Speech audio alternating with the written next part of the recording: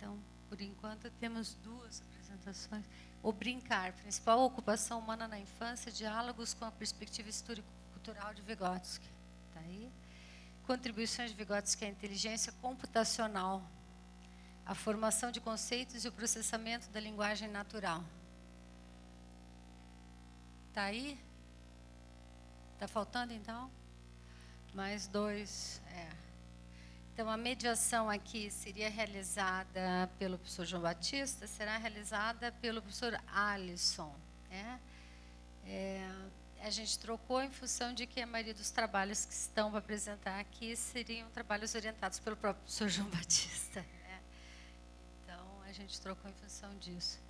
Então, vamos esperar até as 4, ver se chega mais alguém. Vou falar um pouco do espetáculo Oco. A entrada é franca, fica aqui no grande auditório da UTF. Tem apresentação hoje, 7h30.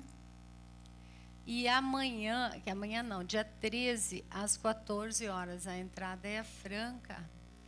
E dia 12, amanhã também, 7h30 da noite. E dia 13 também, às 7h30 da noite. É um trabalho de corpo, sobre corpo, movimento, ação e inação, onde o professor Ismael Schiffler, que é o nosso diretor do teatro, vai fazer comentários sobre a construção da peça,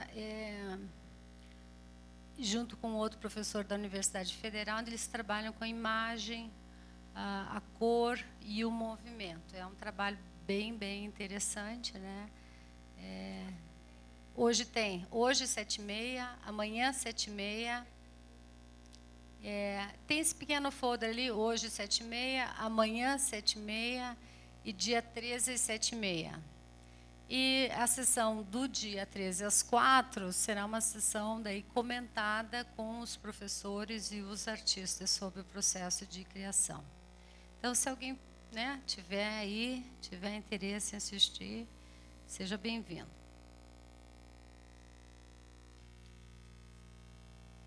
Outro aspecto que eu queria comentar com vocês também é que nós vamos selecionar, então, todos os trabalhos vão compor os anais. Em breve vocês devem receber uma comunicação com o ISBN e a publicação dos anais. Os melhores trabalhos nós vamos entrar em contato e convidar, então, para produzir um livro coletivo, que seria resultado da conferência. Então, a gente vai entrar em contato com vocês dos melhores trabalhos. Claro, a gente não vai dar conta de colocar todos, mas os melhores trabalhos, então, a gente vai convidar aquelas pessoas que tiverem interesse para compor um livro. Então, mais uma produção aí da conferência. E a gente também está pretendendo organizar daí, dentro do grupo de leitura de Vygotsky, conferências e videoconferências para que a gente possa ter mais pesquisadores que não são de Curitiba participando dos debates. Eu acho que aí ajuda mais ainda o desenvolvimento. E quem quiser saber do grupo de leituras, ele está no Facebook, está na minha página pessoal, dentro da UTF-PR. E aonde mais? Eu acho que só, Só. Ok? Dúvidas, angústias, tudo bem? Tudo tranquilo? Qualquer problema, vocês sabem, você pode se dirigir a mim ou a Luísa, que está nos auxiliando na organização do evento.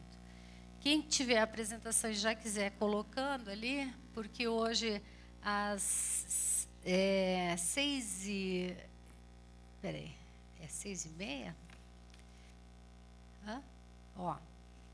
Então, veja, a programação vai ficar bem apertada, porque é das 4 às 6h30. Então, 6h30 em ponto, já começa a fala do sujeito em atividade, é o professor em atividade de ensino, com a professora Flávia de Souza e a doutora Maria Lúcia Panesian, que estarão fazendo a fala delas aqui rapidamente, das 6 às 7. E acredito que a gente vai ter ainda uma meia horinha de debate, porque depois vem a professora Denise Camargo, das 7h30 às 8h30, falando sobre as emoções e a escola. Ok?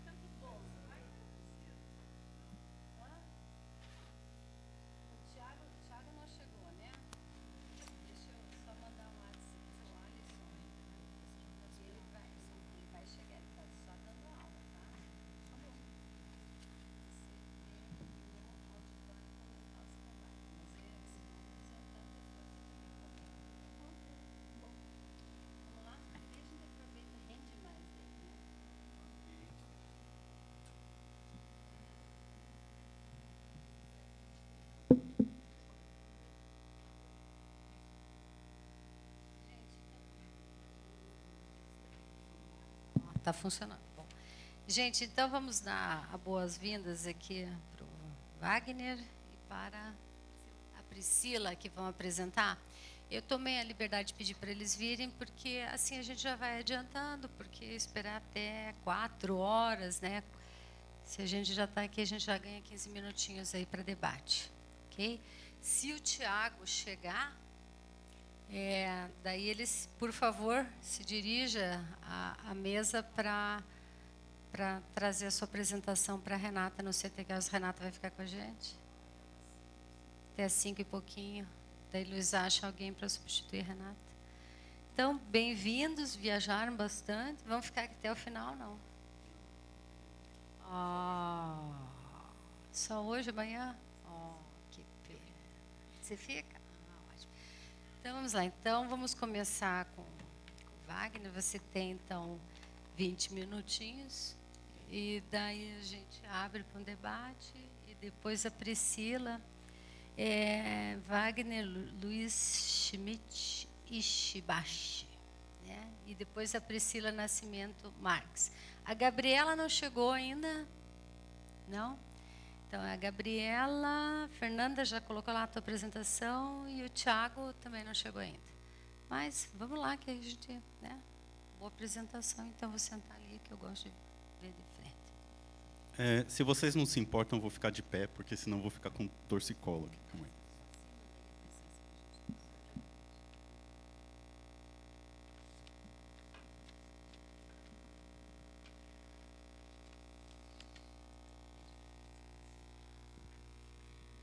Bom, primeiramente, desculpa pelo PowerPoint, né, corrido, né, ele está meio feio, foi meio na pressa, vida de docente, né, eu vou voltar quarta-feira, já vou dar aula. Então, eu vou tentar falar um pouco das dificuldades de ensino, né, e também de estudo, né, da teoria histórico-cultural de Vygotsky aqui no Brasil. Bom, eu tentei fazer um levantamento, né, talvez falte aí uma ou outra obra, mas eu tentei fazer um levantamento das obras do Vygotsky no Brasil. Né? Por quê? Todo esse trabalho, né, ele vai partir de uma hipótese, que parece que tem sido confirmado bastante, de que o Vygotsky ele é um ilustre desconhecido. O que isso significa? As pessoas comentam sobre Vygotsky, escrevem sobre Vygotsky, mas não leram Vygotsky, não conheceram o texto do Vygotsky. Né? Então, como a professora Zanella falou no começo, né, a primeira obra que a gente tem acesso no Brasil não está aqui, que é uma obra, o Pensamento e Linguagem, a edição de Portugal. Né? Aqui eu estou listando as publicações no Brasil, né? Então não são todas em português. Então, em 84, tem o livro Formação Social da Mente, que é um livro complicado para dizer pouco. Né? Em 1987, nós temos um outro livro, que é o Pensamento e Linguagem, que também é extremamente complicado em termos de conteúdo. Né? São dois livros que, historicamente, são extremamente importantes, né? Isso é inegável. Né? A contribuição dessas obras foi o que permitiu a gente ter acesso às obras do Vygotsky, né? Mas, hoje em dia, elas são obras que devem ser estudadas com um certo cuidado. Em 88, nós temos o livro Linguagem, Desenvolvimento e Aprendizagem. Né? Então, esses 3 livros, apesar de eles serem os mais antigos, eles ainda estão disponíveis. Então, por exemplo, eu sou professor de uma faculdade. Né? Se eu vou montar uma disciplina para dar Vygotsky, eu só posso colocar na bibliografia os materiais que tenham na biblioteca. Se não tem, eu tenho que pedir para comprar. Se o livro está esgotado, eu não tenho como incorporar esse material na minha bibliografia. Então, esse parece um detalhe pequeno, mas ele é muito importante. Né? E aí já começam os primeiros desfalques. Né? Então, em 98, 10 anos depois, então a gente tem aí um grande ato, né, de publicações do Vygotsky no Brasil. Em 98, Desenvolvimento Psicológico na Infância, que é um trecho, na verdade é metade, né, de dos volumes das obras escolhidas, né? Que está esgotado, você só acha em sebo, e quando acha, meio caro. Né? A Tragédia de Hamlet, e Teoria e Método em Psicologia, também estão ambos esgotados, e o Teoria e Método em Psicologia tem alguns textos muito importantes para a gente, né? Então, tem 2 textos no Teoria e Método em Psicologia que são fundamentais, que é o sobre os sistemas psicológicos e o significado da crise, o significado histórico da crise na psicologia, né? E esse livro, quem quer ter esse livro agora em português, paga muito caro, porque ele está esgotado e é um livro que quem tem não vende, né? Psicologia da Arte, né, também está esgotado. Em 2001, nós temos uma felicidade, né? Nós temos a Martins Fontes, ela publica o Pensamento e Linguagem do original russo, e nós temos a felicidade de termos a tradução não da edição da década de 50 da Rússia, né, que teve uma série de cortes em relação a Trotsky e outros autores, né, uma série de mudanças, mas é a tradução da versão de 34, né, que os alunos do Vygotsky publicaram logo após a sua morte, né? Só que a Martins Fontes, numa jogada de marketing, porque o pensamento e linguagem vende muito para os cursos de pedagogia, psicologia, né? Então, ela manteve o pensamento e linguagem, né, e muda o nome do pensamento e linguagem original para a construção do pensamento e da linguagem. Mas é o mesmo livro, né? A diferença é que o pensamento e linguagem é a tradução da edição em inglês, né, cortada pela metade, literalmente. Peguem o livro na biblioteca, vocês vão ver o volume é metade do tamanho, né? E tem esse nome, e muita gente não conhece essa obra, né, a construção do pensamento e linguagem. Em 2001, a gente tem a Psicologia Pedagógica, e tem 2 capítulos e alguns textos extras, né? Então, a gente não sabe, né, por que também foi tomada essa decisão editorial, não é explicado, é como se fosse parte do original e não é, né? E também está esgotado.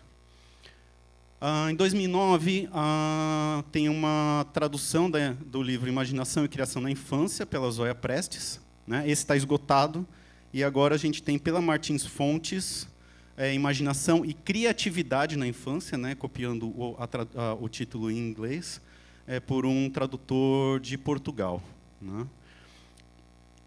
E, em 2018, né, o ano passado, foi publicado Fundamentos de Pedologia, que tem um texto que eu acho que é muito importante, que é a 4ª aula, né, ou também conhecido como Problema do Meio.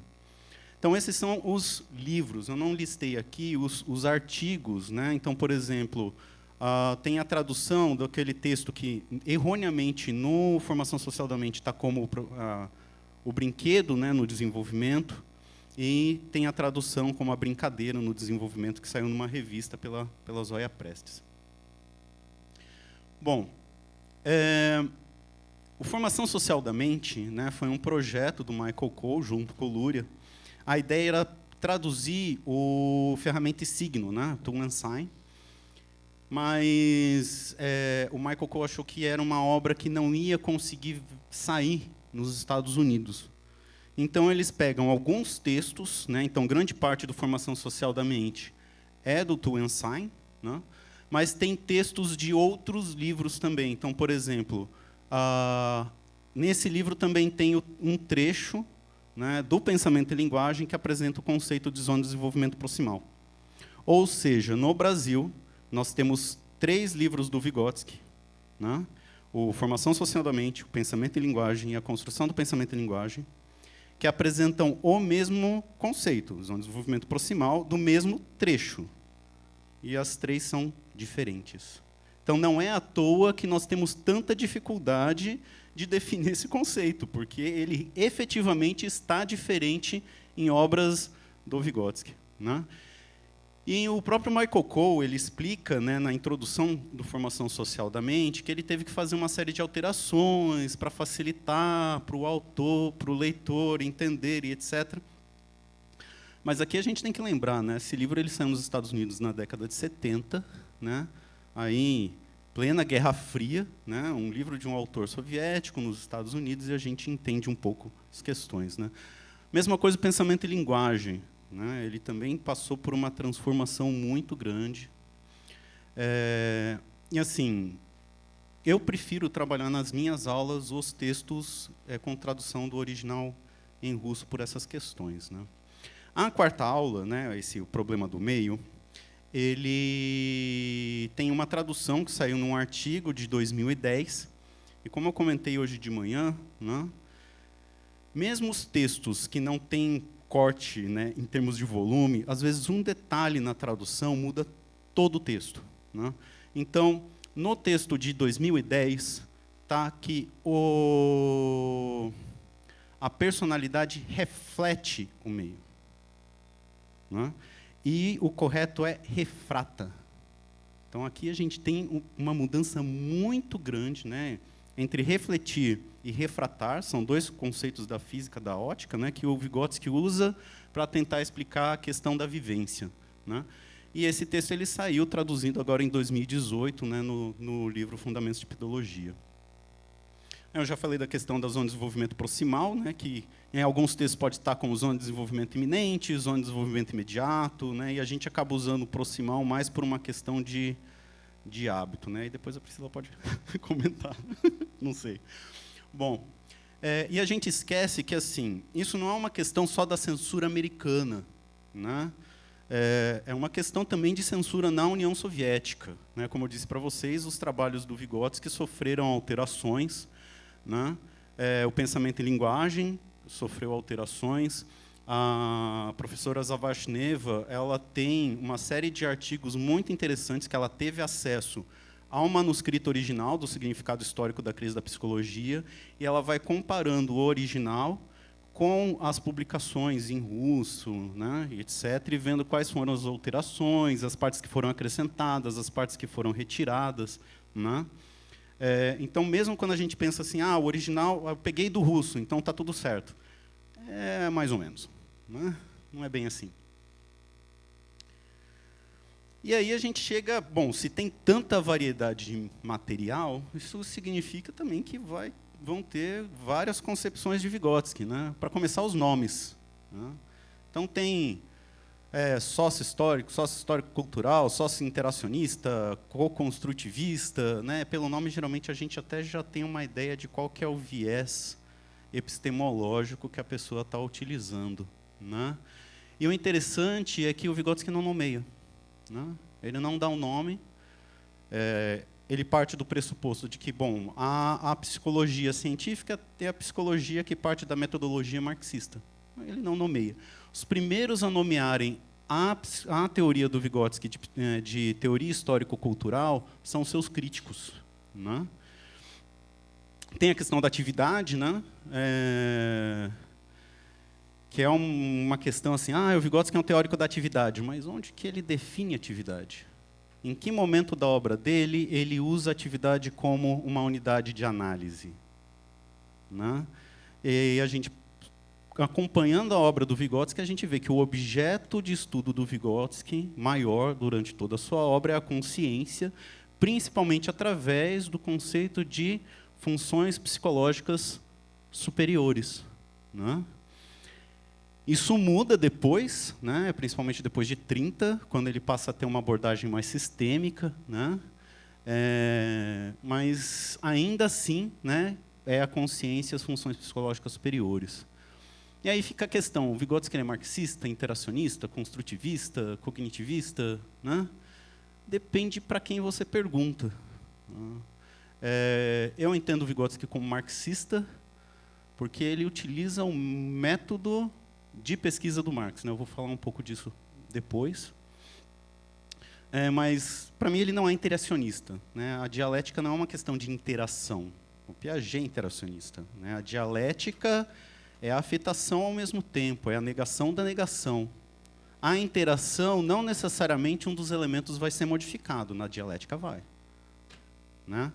A interação permite eu separar as unidades de tempo congeladas no tempo, né, e estudar cada uma delas, mesmo que ao longo do tempo, né, paradinho. A dialética não permite isso, eu tenho que estudar o objeto necessariamente em movimento, né? Então, não é interação social, é relação social, dialética, né? E o próprio Vygotsky, então, faltou um T ali, né? Ele passa por uma série de mudanças na sua pesquisa após 30, né? Então ele incorpora várias questões da Gestalt, ele escreve, né, e é um dos poucos autores que eu vejo escrever isso, né, nós estávamos errados. É difícil ver um autor escrever isso, né? E no texto sobre os sistemas psicológicos é isso que ele escreve. Olha, nós estávamos estudando as funções psicológicas isoladamente, mas o que caracteriza o salto qualitativo no desenvolvimento não é o desenvolvimento das funções psicológicas por si só, mas a mudança da relação entre as funções. Né? E, basicamente, o livro Pensamento e Linguagem todo é a descrição da relação entre pensamento e linguagem. Né? E as questões da Gestalt. Né? É interessante que tem um texto de uma nota que a Savashneva publicou, que o Vygotsky ele vai falar que o conceito e também é uma sociogestalten, né? Uma gestalt social. Dá muito pano para manga, assim, muito para pensar muita coisa, né? De onde que vem essa gestalt? O que ele está querendo dizer com isso? Então, o que eu costumo, né, trabalhar com os meus alunos, né, assim, em vista desse material problemático que nós temos aqui no Brasil, é difícil eu pegar para os meus alunos e falar, olha, leia em espanhol, leia em inglês, né? Nem eu leio em russo. Né? Então, o que fazer? Né? Tem alguns textos, né? Então, tem um texto em inglês, A Ciência da Psicologia, que, inclusive, é a versão publicada dos manuscritos do significado histórico da crise da psicologia. Né? Então, o manuscrito Vygotsky escreveu para ele. Esse texto ele publicou em 28, né? Infelizmente, ainda só tem em inglês. Mas tem alguns capítulos em espanhol, que é mais próximo, né? Então, o método de investigação e análise das funções psicológicas superiores, que é daquele volume da história do desenvolvimento das funções psicológicas superiores. Né? Sobre os sistemas psicológicos, esse a gente tem em português, né, de 30. E o que eu sempre trabalho, né, que é o que é, de fato, de fácil acesso, né, porque ainda está sendo publicado, o problema é um método de investigação, que é o primeiro capítulo do livro A Construção do Pensamento e Linguagem. Né? Nesse capítulo fica muito clara qual que é a proposta metodológica do Vygotsky, que é raro da gente ver, inclusive. Né? O que o Vygotsky faz? Olha, fala. Né? Olha, existem dois tipos de metodologia. Você pode trabalhar com uma análise por elementos ou análise por unidades. Né? Só que essa unidade, para a gente em português fica complicado, né? Mas essa unidade, para ele, não é a menor parte. Né? É uma parte de um sistema que tem em si as características do sistema como um todo. Né? E ele pega isso do Marx. Né? Mas também isso não vem do Marx, né? Vem do Hegel e do Goethe. Né? Então, o Goethe é um dos primeiros a falar de algo parecido, né? O Uberphänomen. E ele vai propor, então, como unidade de estudo, por exemplo, da vida, a célula. Né? O Vygotsky ele vai dar o exemplo da água. Se eu quero estudar a água, eu não vou estudar o hidrogênio e o oxigênio, eu vou estudar a molécula de água. E vejam que a ligação hidrogênio-oxigênio não é uma questão estática. Se você para no tempo, a ligação não existe. Para ter os efeitos da formação da molécula, só a molécula ao longo do tempo. Né? Então, sem a dialética, não tem como entender a molécula. E é assim que ele vai entender a psicologia. Então, ele vai falar, olha, a unidade de análise do pensamento e da linguagem é o significado da palavra. A unidade de análise da consciência é a vivência. Porque no significado da palavra eu tenho os elementos dialéticos entre pensamento e linguagem. Na vivência eu tenho os elementos em dialética, né, da personalidade e do meio. E de onde que ele tira isso? Do exemplo do próprio Marx, do Capital. O Marx, a partir da mercadoria, né, ele constrói os conceitos abstratos, né, e para ler a própria realidade. O Vygotsky ele faz a mesma coisa. Ele parte de um fenômeno, né, constrói conceitos, zona de desenvolvimento proximal, situação social de desenvolvimento, né? O próprio conceito de vivência, né? Aí é complicado, que tem o fenômeno de vivência, o conceito de vivência, para entender as coisas, né? Então, eu vou dizer aqui que ele está indo numa direção de um materialismo histórico dialético não vulgar, né? Ele escreve nos seus textos que a ideia não é reduzir um objeto de estudo, né? É deixar esse objeto mais complexo, né? Pode ir. Bom, mais ou menos isso que eu queria trazer para vocês, né? Trazer essas questões de leitura, de estudo, que é muito difícil, né, a gente ter acesso às obras do Vygotsky. A maioria das pessoas, quando escrevem a partir de comentadores. A maioria das pessoas, quando dão aula a partir de comentadores, né? E nem sempre os comentadores, né, são... Então, por exemplo, tem comentadores que vão colocar, olha, o Vygotsky trabalha com 4 linhas de desenvolvimento: filogênese, ontogênese, cultura e microgênese. Tá, mas aonde que está a microgênese no Vygotsky? Não está. Pode-se ter essa leitura no Vygotsky? Pode. Não tem problema ter leitura. Mas não é um conceito que ele traz, né?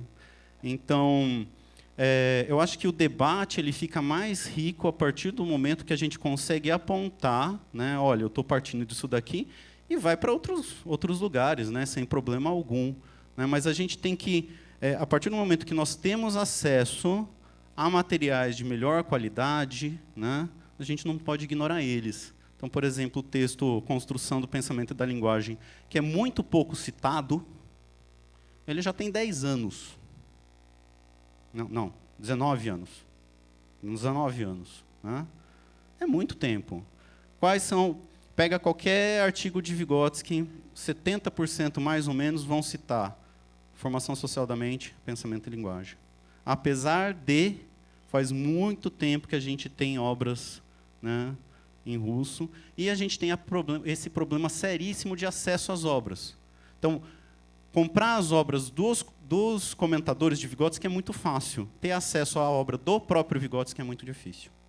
Obrigado.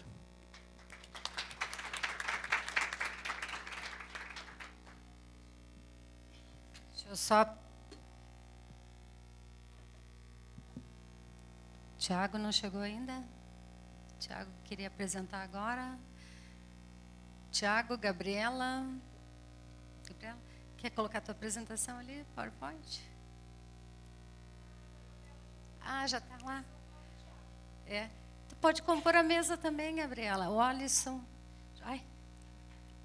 Alisson vai ser o nosso mediador da mesa, também pode compor lá, o professor Alisson Aquino, né, para ter seus comentários. Oi? Ah, vai lá que eu tiro. Vai, deixa comigo. Tá bom. Agora, então, a gente vai passar a apresentar para vocês aí o Alisson. Isso. Gabriela, só faltou o Tiago. Então, agora a gente passa sobre a crítica teatral, escritos do período de Gomel, com a apresentação da pós-doutoranda Priscila Nascimento Marx, que oficialmente é aquela pessoa que lê russo. Brincadeira, tá? Vamos lá, então, você tem 20 minutos para apresentar. Deu muito trabalho para aprender, então acho que eu vou falar. Eu leio russo, sim. Foi tanto esforço, né? Primeiramente, queria agradecer muito a oportunidade de poder apresentar o trabalho aqui, parabenizar a professora pela organização. Eu não sabia que existia um grupo de estudo de leitura e ouvindo você falando de quantas pessoas você atrai numa universidade tecnológica, né? Eu achei fascinante e eu tenho ficado muito impressionada com o tanto que o Vygotsky ressoa em contextos muito diferentes é bem impressionante. E, bom, eu tenho uma trajetória um pouco estranha. Eu fiz psicologia originalmente, mas depois eu fui fazer mestrado e doutorado na Faculdade de Letras da USP, no curso de russo. E por conta da psicologia da arte, mas eu estava estudando literatura. E eu fiquei bem 10 anos da vida ali, estudando russo, estudando literatura russa, cultura russa.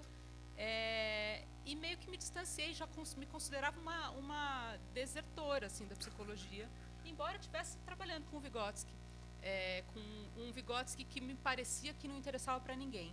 Então eu fiquei lá no meu canto, fazendo os meus trabalhos, fazendo tradução. No doutorado eu comecei a fazer tradução, porque foi no doutorado que eu descobri que esses textos existiam, né? Quando eu fui para o doutorado.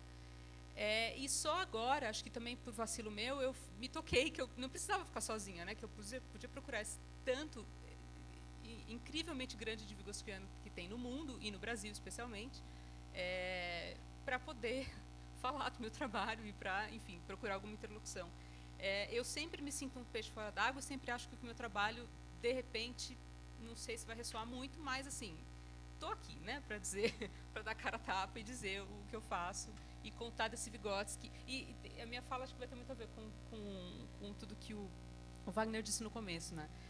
Dessas dificuldades todas, eu resolvi enfiar a cara nesse problema aí. E ainda escolhi um recorte muito pequeno, e mesmo assim estou tendo trabalho que já me toma 7 anos. Assim. Bom, você pode passar, por favor? Então, eu fiz primeiro esse doutorado em 2015, que eu defendi em 2015, que eu chamei de Vygotsky Incógnito, onde eu estudei os escritos do Vygotsky antes do Psicologia da Arte, que foi um material que a gente descobriu que existia, quer dizer, porque está na lista daquela bibliografia da Lifanova e da Vygotsky. Que ele escreveu um monte de textos sobre arte, mas a gente não sabia onde esses textos estavam, se eles estavam publicados em algum lugar, se eles foram republicados. E como no mestrado eu trabalhei só com psicologia da arte e o Hamlet, e eu achava que só tinha isso, eu nem fui atrás de mais nada. Quando a gente descobriu que tinha esse corpus, eu falei, pô, então vamos atrás disso. E aí esses textos vieram à tona, o professor Antônio Jesnitsky publicou no jornal, no periódico chamado Dupna, que está até hoje acessível online, só em russo, mas enfim, para mim já era um presente. Mesmo assim, eu fui para a Rússia, fiz o sanduíche lá. Então, eu fiz um levantamento dessa produção entre 15, que é quando ele escreve o Hamlet, né, até 26. É depois do Psicologia da Arte, mas é porque eu achei um texto de 26 que era bem importante. Eu falei, bom, então vou incluir ele ali. E aí eu apresentei um total de 27 textos desse período, e organizei eles cronológica e tematicamente, e tentei comentar a partir desses temas. Os temas que eu elenquei foi Teatro e Revolução, Crítica Literária, Crítica Teatral Geral e Crítica Teatral Judaica, de teatro judaico. O judaísmo era uma questão bem específica para ele. Dança, ele tem algumas resenhas sobre apresentações de dança. Teatro Infantil é um único texto, microtexto, meia página, mas que dá pano para mão. Eu escrevi um artigo inteiro só sobre esse texto. E Artes Plásticas, que é o texto de 26, que eu coloquei no corpus, porque é o único texto que eu encontrei até hoje do Vygotsky em que ele fala de artes visuais. E é um belo de um prefácio, bem interessante. Pode passar por cá. Então, bom, aí que eu acabei o trabalho, só que eu não acabei, né? Porque aí você fala, caramba, mas tem um monte de texto ainda e eu vou tentar continuar investigando isso e dar conta disso. Foi assim que eu apresentei uma proposta de pós-doc, que foi aceita. Eu comecei em 2017, comecei a continuar o trabalho que eu tinha começado no doutorado. Nesse momento, então, eu comecei de 2017, acabei de ter renovação, vou ficar mais um ano dedicada a isso. Eu levantei o que eu acho que seja toda a produção agora de Vygotsky sobre arte. Acho porque eu me sinto correndo atrás do rabo, parece que quando eu achei tudo, eu descobri que estava cortado, que não tinha, que tem mais coisa. Até o momento eu cheguei em 100 textos. Esses textos são a maioria deles muito curtinhos, textos de uma página. Então não é assim que eu estou traduzindo 1 milhão de páginas, mas alguns são maiorzinhos. Então são resenhas literárias, resenhas teatrais, que ele publicava no jornal mesmo. As literárias em periódicos literários, as teatrais no jornal Folha de São Paulo de Gomel, sabe? No jornal. Prefácios, artigos e ensaios. O de artes visuais é um prefácio, e ele escreve artigos e ensaios que saem como capítulo de livro e tal. Você pode passar mais um, que acho que tem um efeito besta ali. Eu tentei, então, o meu problema era esse, assim, o que acontece, porque eu ficava muito intrigada, na verdade, quem leu Hamlet e depois leu Psicologia da Arte, talvez fique intrigado, assim, quem teve saco. Porque o Hamlet é um texto muito bonito, mas é um texto muito... É um texto quase adolescente, assim, um texto todo romântico e tal. E o Psicologia da Arte é uma tese de doutorado. Portanto, é meio chato. Assim. É um texto teórico denso, né? Não é uma leitura por fazer no ônibus, sei lá. Então, é um jeito de escrever completamente diferente, é uma visão. E dentro do Psicologia da Arte tem um capítulo sobre Hamlet, que é muito diferente do Hamlet de 15. E eu ficava pensando, bom, o que será que aconteceu? Porque, afinal de contas, são 10 anos que se passa entre um texto e outro. Ele tem, sei lá, 20 e pouquinhos anos em um e 30 já no outro. Para alguém que viveu tão pouco, né, era muito. E então eu ficava pensando o que aconteceu no meio que levou ele a sair desse ponto de 15 para esse ponto de 25. E foi aí que eu descobri essa porção de resenhas e desse corpus monumental. Era a ponta do iceberg. Isso é a ponta do iceberg que me levou para essa jornada muito louca. Por favor. Então, nesse meio tempo, o Vygotsky ele termina a faculdade em Moscou. Ele faz, ao mesmo tempo, 2 cursos universitários, a Faculdade de Direito na Universidade de Moscou e uma Faculdade de Humanidades na Universidade Popular de Chelyabinsk, em Moscou também, uma universidade livre, que, no fundo, é que deu a formação, que a gente tem a impressão de onde veio o que ele se tornou depois. E aí ele volta para Gomel, porque a família dele adoece e tal, ele passa um tempo em Kiev, na verdade, na Ucrânia, e depois ele fica em Gomel, se estabelece, fica morando em Gomel de volta por 5 anos, depois que estoura a Revolução, quer dizer, logo depois que estoura a Revolução, Gomel chega a ser ocupado pelos alemães, mas quando os soviéticos recuperam o poder, ele volta para Gomel e ele trabalha lá muito e faz muitas coisas. A biografia da Lifanova e da Vygotsky detalha incrível a quantidade de coisas que ele fez nesse período. E eu estou pegando só uma das coisas que ele fez nesse período, que foram esses jornais, essas resenhas que ele publicou no jornal. Esse é um dos jornais, Nash Panedelny, que é o jornal... primeiro ele publica nesse, e depois o jornal muda de nome, vira Poleskaya Pravda, e ele continua publicando lá. Como vocês estão vendo, é um jornal mesmo, né? Não é um periódico científico, não é uma revista acadêmica, é um jornal de Gomel, não é um jornal de Moscou, é de circulação regional mesmo. E essas fotos foram que eu tirei, porque assim, de onde eu tirei o meu corpus, né? Primeiramente, eu tirei do Yasnitsky, dessa publicação que estava online, mas essa publicação tem problemas, e aí saiu o volume das obras completas, mas enfim, resulta que agora, mais recentemente, eu tenho ido a Moscou buscar os próprios jornais mesmo para tirar a prova dos 9 e para achar material que não está republicado ainda em lugar nenhum. Por favor. Então, além dos próprios jornais que a gente tem que se abalar até Moscou para buscar, a gente pode achar uma boa parte desses textos nesses 2 volumes. O primeiro é o volume 1 das obras completas do Vygotsky. É um projeto monumental que está indo a passo de tartaruga. Eu espero que os netos nossos, de vocês, porque eu não tenho filhos, então, um dia vejam as obras completas, porque está indo bem devagar, é um trabalho lindo. Eles fizeram um negócio inacreditável com nota de rodapé, um volume deste tamanho, metade a nota de rodapé. É muito bem feito, mas está devagar. E aqui, para minha sorte, que estudo o jovem Vygotsky, está todo o meu corpus. Todo não, né? Está uma parte do meu corpus. Esse mesmo material, que foi comentado e organizado pelo Vladimir Sopkin, saiu nessa outra edição, que é Comentários às Resenhas Teatrais de Vygotsky. É a mesma coisa, só que num volume mais bonito. Aliás, é bem bonito. E, enfim, só que está esgotado. Esse primeiro, ele está circulando ainda, está editado em russo, saiu em 2015. Bom, eu vou tentar falar, então, brevemente, você pode passar, das características desses textos, né, desses textos dos jornais. Eles são textos jornalísticos curtos, eles são destinados ao público geral, não é um público especializado, não é um público especialmente culto ou ilustrado.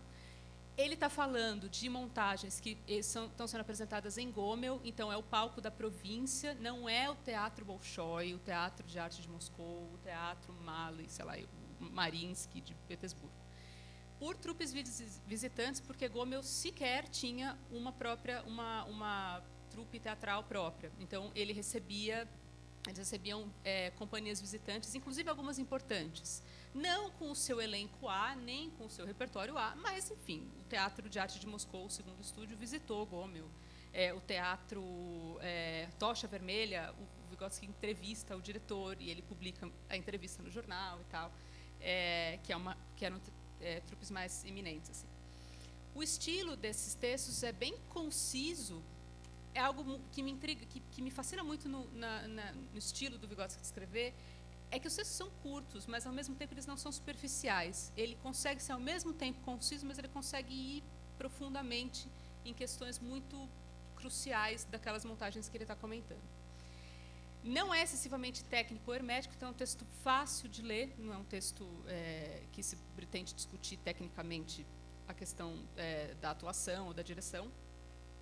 Ele usa muitas metáforas, muitas, e eu acho que esse é o recurso que ele tem para fazer a coisa ao mesmo tempo ser concisa, porque com uma metáfora você transmite muita ideia, né? Você transmite todo um conceito, todo um raciocínio a partir de uma imagem. E ele faz essa outra coisa que eu pretendo, sobre a qual eu pretendo me debruçar, que imagens que ele usa e como ele recorre a essas metáforas e como ele raciocina a partir dessas metáforas, né? E o objeto dos textos dele é o espetáculo, é uma resenha do teatro, é uma resenha da peça. A peça é boa, a peça é ruim, os atores são bons, os atores são ruins. Então não é isentão, ele não se exime porque um teatro, quer dizer, se bem que a gente vê umas resenhas que são tão ruins às vezes, mas não, o Vygotsky é lá para falar assim, isso aqui é fraco, isso aqui não sei o quê, e às vezes ele é bem duro. Mas ele fala da montagem, do trabalho dos atores e do trabalho do diretor. Você pode passar, por favor? Eu queria apontar, então, só alguns dos pontos principais do que ele fala nessas resenhas, assim, que tipo de coisa que ele questiona, que tipo de coisa que ele... em que tipo de coisa ele insiste? Porque ele insiste em algumas ideias com muito afinco. Ele insiste muito na ideia de que as montagens precisam ter planejamento, unidade e intencionalidade, que elas não devem ser aleatórias. Sei lá, se o ator está vestido de verde e bolinhas, aquilo tem que ter algum sentido no todo. Ele procura essa linha que percorre, que dá sentido a todo o espetáculo. E eu trouxe algumas citações só para ilustrar. Ele diz assim: perdoem-me por essa preferência pela correção artística e pelo decoro cênico. Na minha opinião, não se trata aqui somente de respeito, mas também de arte. A arte é essa que tem isso que tem esse respeito com o público. Para falar dessa questão da intencionalidade, de como as coisas não são aleatórias, ele usa a imagem do xadrez. E aí eu trouxe essa citação. Ele fala assim: a mise-en-scène, esses jogos cênicos de xadrez, esses jogos de xadrez cênicos, é a disposição de peças vivas, o jogo delas, e não transições de um lado a outro e saída para o camarim para tirar a maquiagem. A correspondência dinâmica e dramática dessas peças, suas perguntas e respostas, o desafio e luta, a jogada de xadrez, que nunca é feita em vão, para que a peça fique numa posição mais confortável para que seja mais visível, mas por causa de algo que se move adiante no jogo, que ameaça, que desvia, fortalece, prepara o ataque, cria defesa, demonstra resistência. Aproxima o jogo do desenlace do checkmate acadêmico. E aí ele usa esse negócio, que eu achei que era um erro de digitação, sinceramente. A primeira vez que eu vi, eu falei assim, o que é isso? E2, E4? Alguém joga xadrez? Sabem o que é isso? São notações, né? E eu falei, enfim, tenho que aprender xadrez, eu já estou aprendendo russo. Está dando tanto trabalho isso, nunca imaginei. E ele fala isso, então, a peça teatral é como um jogo de xadrez. As coisas acontecem de determinada maneira que aquilo dispõe e encadeia as ações. Então, a coisa não acontece aleatoriamente. O xadrez é uma imagem importante que ela aparece também no autor do formalismo russo. Então, é bem legal que... É bem interessante que eles estejam falando... Ele está falando a mesma língua desse pessoal do formalismo. Isso aparece na Psicologia da Arte depois. Ele critica muito, fortemente, severamente, o naturalismo psicológico e o aspecto cotidiano, digamos assim, que em russo é bытовой, das montagens. Ele fala assim, de uma certa montagem: o último ato, apesar de certo gosto desagradável de naturalismo psicológico de clínica, é impressionantemente forte. Então, ele fala de um gosto desagradável de naturalismo psicológico. Depois ele fala: certa densidade cotidiana excessiva se depositou sobre esses papéis, os simplificou ao nível de personagens de uma comédia cotidiana com conflito insignificante. mais para frente a gente vai entender por que ele está reclamando disso. O que é esse cotidiano? Por que não é para repetir o cotidiano? Eu queria... Você pode passar para a próxima? É uma citação um pouquinho mais longa, mas deixa eu ver se eu recorto ela, sim. Lá pelo meio ele fala assim: a interpretação fragmenta em pedaços episódicos que representam como as pessoas comem, bebem, amam, se casam, vestem seus paletós. A cor cinza do cotidiano, que é insuportável aos olhos. Ele fala: nas nossas janelas batem os novos ventos do estilo teatral. Nós aguardamos e desejamos que a gente faça mais do que repetir o cotidiano no palco. Então ele está comprometido com uma certa pauta ali, né? Ele não está só falando assim, é bom dentro do que se propõe, como a gente fala hoje em dia, né? Tá mais ou menos. Não, assim, não é disso que a gente precisa. A verdadeira arte não vai se resolver só repetindo o cotidiano no palco. Em seguida, em muitos momentos ele fala do trágico. Ele veio lá do Hamlet. Essa marca registrada, essa impressão, marca digital que tem do Hamlet na vida dele, nunca passa. É o livro da vida dele, do começo ao fim da vida. Mas ele não está falando de tragédia como estilo, só como gênero. Ele fala de patos trágico, né, de algo que anima o drama. Então ele fala: na esfera da tragédia, mesmo as personagens não trágicas são elevadas. Em tempo de tormenta, mesmo a areia como como os pássaros. Esse é o tipo de imagem que ele usa. Bem bonito, eu acho, bem poético. A areia pode ser uma coisa muito besta, mas numa tempestade, a tempestade é esse patos que movimenta as coisas de uma maneira como elas não são naturalmente, né? A areia fica parecendo um pássaro. Você tem a sensação de que aquilo é um pássaro. Em um determinado momento ele critica peças de humor, uma opereta, e ele fala de algo que ele chama de riso bom. Ele fala: na opereta, o conselho é gargalhar e aprender. Contudo, o riso foi pouco ouvido na plateia e nem sempre foi bom, de origem benéfica. Não havia nada para aprender com a transmissão inexpressiva do velho por meios velhos. Ele fala disso, de um riso que não seja um riso besta, que palavra horrível. Um riso que não ensine nada, ou que não produza nada de diferente em termos ou de sentimento ou de pensamento. Por favor, próximo. A reação estética, que é algo que ele vai estudar e sistematizar lá no Psicologia da Arte, ele já comenta nessas resenhas. A reação estética é algo que se produz a partir da unidade da montagem e da interpretação. Quem produz a reação estética é a boa obra de arte, a obra de arte formalmente bem resolvida e enfim, com essa intencionalidade que produz essa reação ou essa experiência. Ele usa as duas coisas na Psicologia da Arte. Tanto o diretor quanto o ator devem ser conduzidos por um fio que atravessa o drama, que dá sentido. E ele usa a imagem de uma linha que atravessa o colar de pérolas. E aí ele fala num outro momento: é por isso que na última cena essa mímica emudecida não produziu choque elétrico e, de modo geral, não houve eletricidade no espetáculo. Quer dizer, o que ele chama de choque elétrico ali é o que vai ser a reação estética lá no Psicologia da Arte. E ele fala de eletricidade também no Psicologia da Arte. Ele fala de curto-circuito no Psicologia da Arte.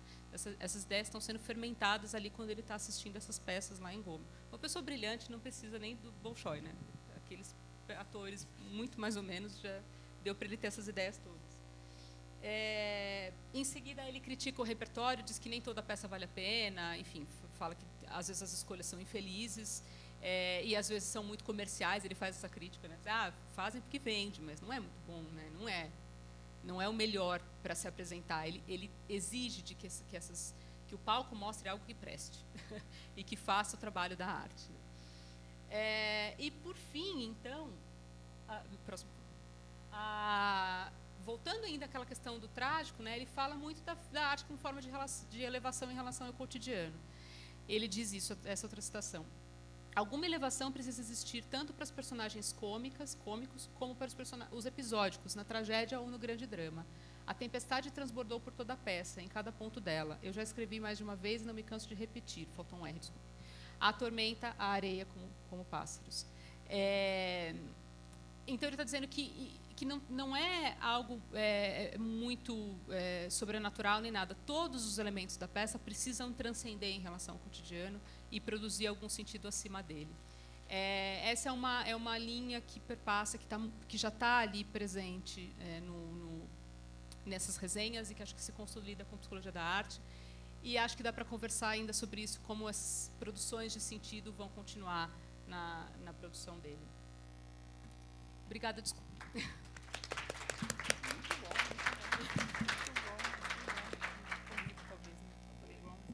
O Thiago chegou. Thiago? Não, tá, Gabriel.